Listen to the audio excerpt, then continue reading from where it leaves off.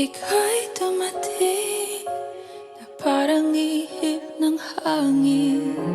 Ako'y nakahinga dahil sa'yo. Tadhana man, di natin pwedeng alamin. Liliwanag ang daan tungo sa'yo. Dito ka lang sa puso ko. Kung ito'y pag-ibig nga, takot ay di nadama. Dito ka lang.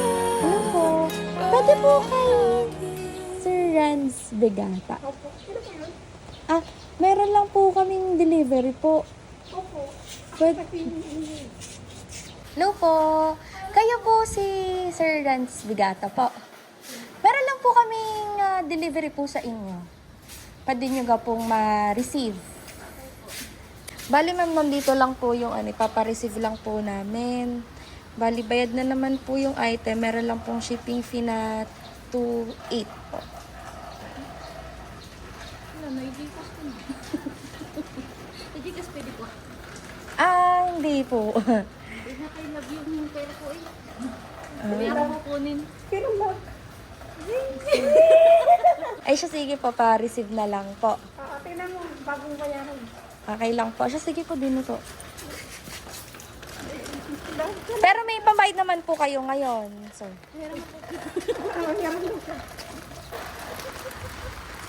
Apaka na ito.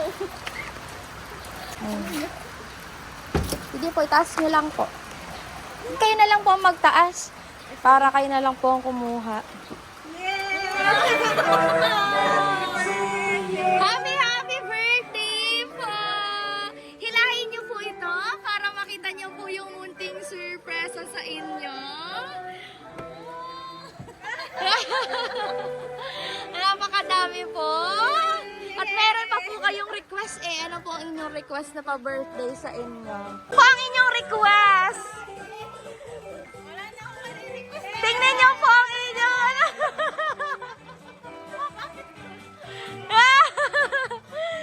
meron, request niyo daw po yung panda na yan.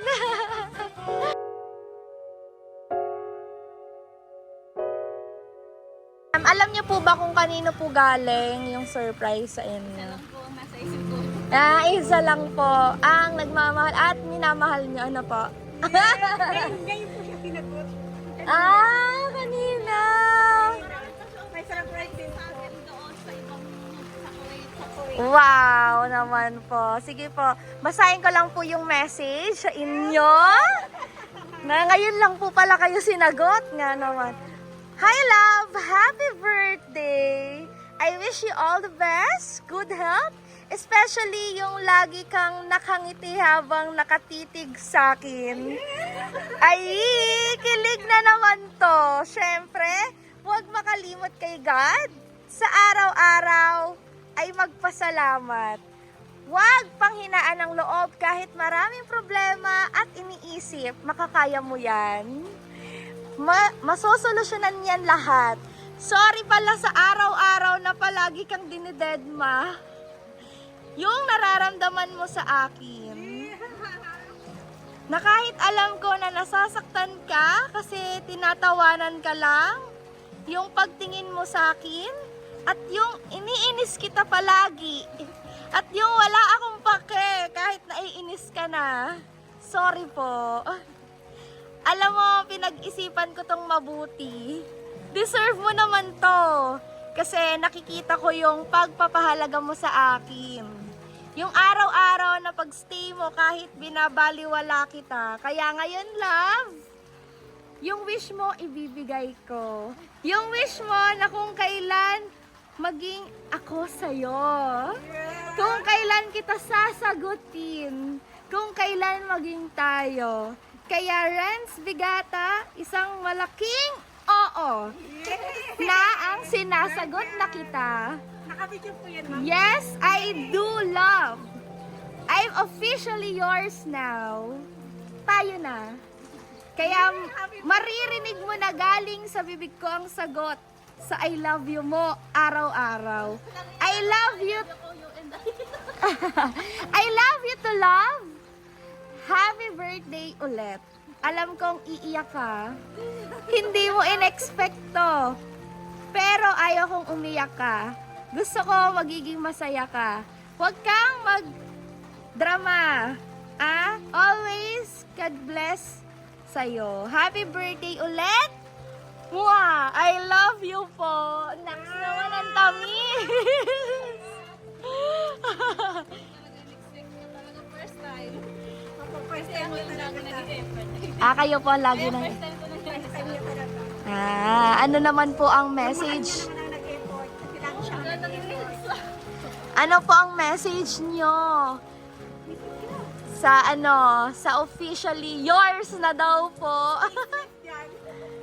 Ano pong message niyo po sa kanya? Isipin niyo po, nakaharap niyo ngayon siya.